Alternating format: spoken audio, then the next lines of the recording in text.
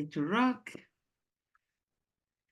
Hello, everyone, and welcome to Open Innovation Thursdays.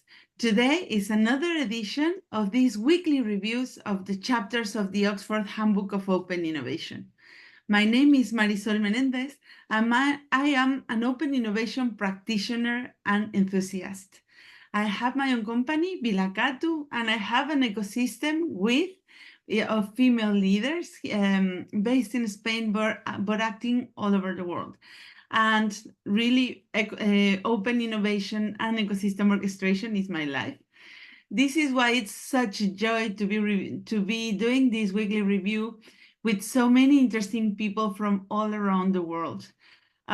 This is the book, the Oxford Handbook of Open Innovation, that we've been reviewing for some weeks now. And this week, it's turn of chapter number 28. As you know, we've been reviewing each of the blogs every week. Sorry, because I closed the chapter. And well, it's simply a joy to be connected every week with such interesting people of all over the world, as I was saying. And this week, we are connecting with Jonathan Wareham. Jonathan, welcome. How are you today? I'm just fine, thank you. Well, first of all, we want to always get to know the people who are behind the interviews today. So can you please introduce yourself? So, as you mentioned, my name is Jonathan Wareham. I am a professor of information systems at Asadi Business School. You can probably hear in my accent, I'm an American fellow, but I've been at Asadi this will be my 21st year. So I'm quite happy there. But beyond that, I've lived extensively in California and then Denmark and Atlanta.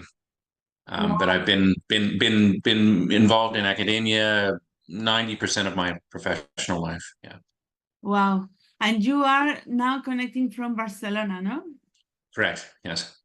So hello to Barcelona, and thank you very much for sharing your time today with us.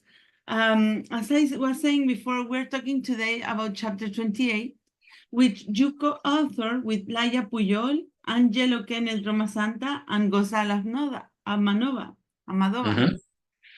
Can you tell us about them? Yeah, sure. Laia, she was my PhD student and then went off and very, very successful. Unfortunately, she passed away unexpectedly a little over a year ago. So that is very, very tragic, and we're still all struggling to understand it. Angelo Romasanta is a postdoc who's been working for me at Asadi. Now he's transitioned from a postdoc position and is starting his professional academic career officially as a assistant professor at Asadi. And Gozal was working for us as a research assistant, and I still think she's down in Granada at the moment, doing work more on the side of supply chain management and business ethics and sustainability. Wow, this is a great team. And in fact, we see that the chapter is dedicated to the memory of Laia. So very nice. Well, the title of the chapter is Deep Tech, Big Science, and Open Innovation. All big words. Yeah. So what is it about? Yeah, so the project has come out of work we've been doing funded by the European Commission, or the Horizon 2020 or Horizon Europe, but the large research programs funded by the European Commission. And the general thesis of these projects is that Europe has some of the most sophisticated leaders in scientific research infrastructures in the world. So we all know about CERN, but they also run the European Southern Observatory that runs these big telescopes down in Chile. They have the strongest source of synchrotron radiation in Grenoble at the European Synchrotron Radiation Facility. The European Free Electron Laser that produces 27,000 X-ray flashes a second and can film molecular reactions, and the European Molecular Biology Laboratory, which is Europe's flagship in research infrastructure in the life sciences.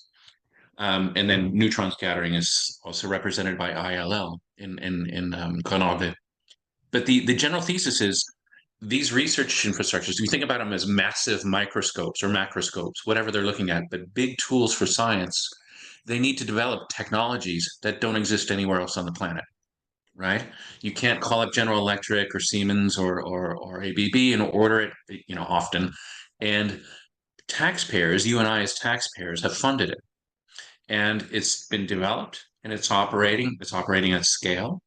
And so the idea with this project, which is called Attract, is can we find alternative applications for these technologies in industry, in energy, in agriculture, in manufacturing, in the industrial Internet of Things?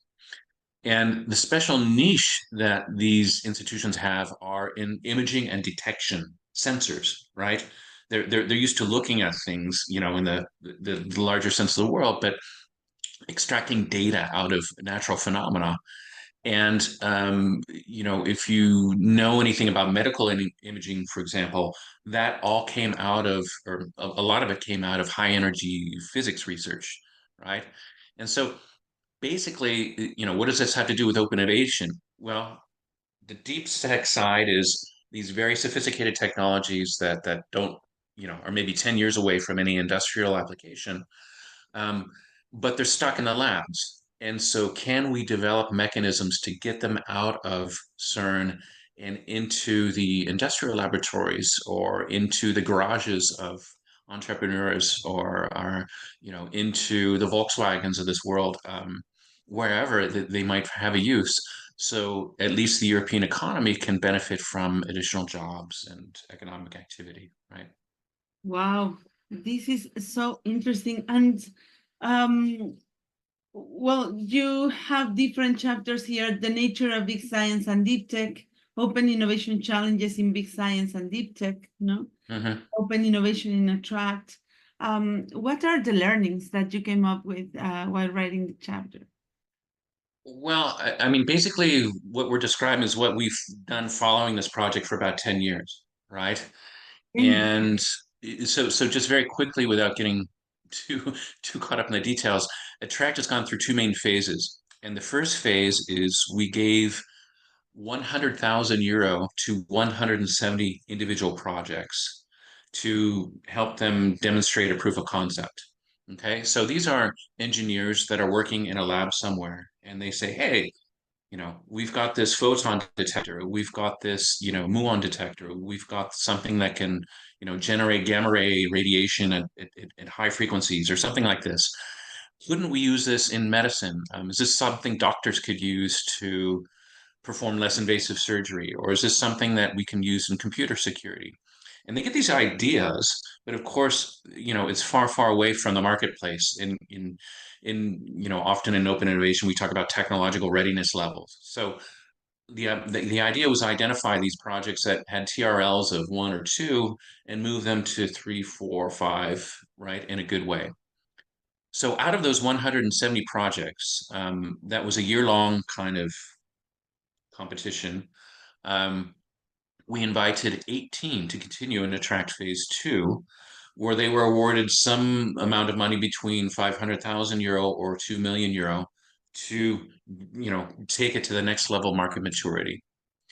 And, you can read about all the projects. We have a wonderful website, so I'd encourage anyone to go up there, and it's very well documented. So if you want that inspiration, but at least out of phase 2, which is the more definitive phase, at least half of those 18 projects are doing really well.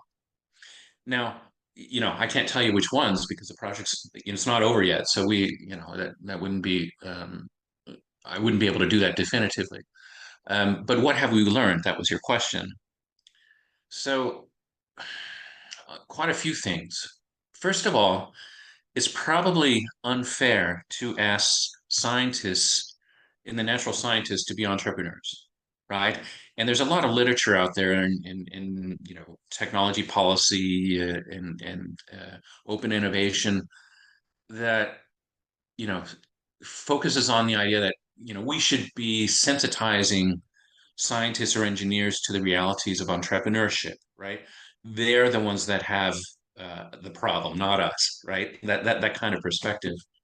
And I would say, the opposite way of looking at it is saying, no, let them do what they do well, but team them up with people who are more used to functioning in commercial environments, right? So, 8 times out of 10, you're not going to take a 55-year-old scientist and turn him or her into an entrepreneur. I mean, you can give them some basic knowledge and make them conversant in these things and cognizant of them, but if they don't have those personalities, they don't have them, right? I wouldn't be a very good entrepreneur either, right? And so it's just often a question of who you are. But what you can do is team them up with other people with complementary skill sets or other organizations with complementary skill sets. So one thing we've learned is that the projects that are doing well right now typically are consortium of scientists working with established businesses who understand the sales channels in those particular target markets that they're working in, right? So they have industrial sales channels are complicated, and it's not just anyone that can walk into them and start selling things, right? Or even have a conversation with people to get a sense of what the market needs are. And so if you go out to these companies, and most of the time they're SMEs, they're not a Philips or a Siemens or anything. Yeah. Um, and you team the entrepreneurs or the new projects, the open innovation initiatives up with these people that have access to the sales channels, understand them, understand the funding regimes, um, then the probability of them having success in getting closer to the market is much higher. Right? This is so interesting because, of course, we talk a lot about tech transfer and how to create Mm-hmm. this bridge from science to market. And this is a huge entry barrier, as you are saying, to get to know and navigate through the commercial channels. But this is Yeah. a very nice open innovation exercise when set properly, so we Mm-hmm. see. And also the challenge of connecting with these SMEs or medium and big companies that are Right. distributed in industry areas. This is so interesting. And how did you come up to write a chapter in the book then?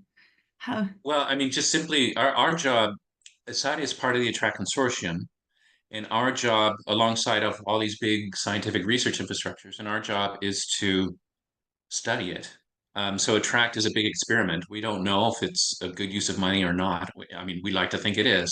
But speaking as a scientist, our job is to look at it objectively and say what works well, what doesn't work well. If we were to do it again, what could be improved, et cetera, et cetera. So that's a bit of our function alongside of providing the business support and training and sensitizing that the different projects may need. So it's basically a project report of some kind. It's like this is what we saw, this is what we expected to see, this is what we found, right? That those types of insights. And this is very interesting because in the book, this fits in the section of implications for public policy, no? Of Yeah, course, this is one of the greatest exercises of public policy, to improve and promote innovation. yeah. No, and so if you look at the conversations that are being had in Brussels in the moment, what there's a lot to be worried about today, but I mean the things that they're worried about is all the high-end manufacturing is moving outside of Europe, right? In energy or in automotive or in all these industries. And if Europe loses its high-end manufacturing to Asia or Latin America or other areas of the world, that's a serious threat, right, to our economic longevity. And so the policy people are looking for mechanisms or instruments that they can use to one, keep those industries here in Europe, and two, continue to stimulate them. So Van der Leyen talks a lot about deep tech because that's where Europe does have a particular competitive strength. And so our point is simply that if you want, if you want to tap into a source of deep tech, which you otherwise wouldn't normally think about, Europe has almost 600 scientific research infrastructures of various size and calibers and emphasis, and they're doing a lot of exciting things. But they typically are publicly funded, and the way they work and the way they're incentivized and motivated often has very little to do with industry, Mm. right? And so if we want to tap into scientific research infrastructures as a source of deep tech, we need to be pretty creative with how we bridge that. And standard technology transfer stuff has been around for a long time with variable rates of success. I mean, sometimes it works, sometimes it doesn't, and so forth and so on. But clearly, we can do more, and we can be more creative about how we make these bridges. And so, Tract is one big experiment in what we can, one way we might be able to do it in the future. Right? This is amazing, Jonathan. Amazing. I think, well, I already got the webpage. We will share it together with the post of this chapter. And of course, as always, I invite people to read the chapter individually. You don't need to read the whole book. If you're interested in these topics, and I know many of the followers who are into all these themes, reach out. You can buy the chapter individually. You can chat. You can look into the webpage and see more about the information. And this has been amazing. Our time is up. I don't know if you want to add any final thought, anything for our listeners to take it with them. I'm not a scientist by training, but I've always been, fascinated by the world of science, and, working with Attract over the last 10 years has really opened up my universe. And so if you want to understand where some of the most prestigious industries in Europe are coming from, like say in ASML from Holland or something like this that does lithography on microchips, you need to understand what's going on in the world of physics, right? And so that doesn't mean we all have to go out and become physicists, but I would invite people to jump into the world of science, big science research infrastructures, and understand it as a source, a very powerful driver of what goes on in some of Europe's flagship industries. Also in pharma, in life science, in energy. There's there are really many fascinating things going on, and if you just invest a little bit, and I say this as a non-scientist, in understanding some of the basic research problems and technologies, it really is a wonderful universe expanding exercise, very valuable. Wow, thank you very much, Jonathan. Certainly, I feel this call to action and I want to engage in it.